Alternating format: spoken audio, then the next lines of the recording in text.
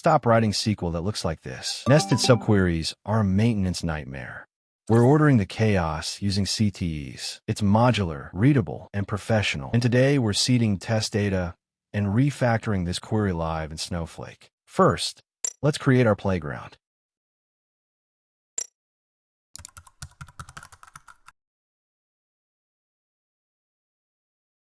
We seed our playground. Clean data is the foundation. Next, the CTE magic. This is where we turn chaos into modules. And the result? One clean query, 0 nested headaches. We're seeding a sales log directly in the worksheet so you can follow along. Instead of nesting, we use the with clause. This breaks our logic into named blocks that are easy to debug. One clean select statement. Same result. If you're ready to level up your Snowflake or IDMC workflow, hit subscribe.